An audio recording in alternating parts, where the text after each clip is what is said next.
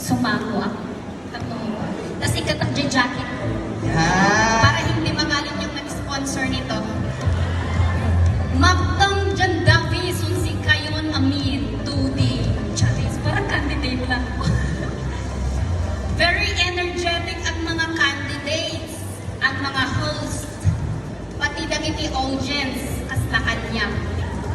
Nagtataraki dagiti candidates, dagiti host, pati audience, kas na kanya. Right? Yes. Thank you. Namin ano na ito yun na inumayak nito yung 2D. Siri-siri pa. Baka makita ko siya ex ko nito yung Charis. Charis lang, awan ex ko nito yung 2D. Friends, ano. Baguhan lang po akong content creator, Queen Watwatera. Ano po, follow. Mara Andres, Queen Watwatera. Sino tinaka-follow dito eh? Ilibre.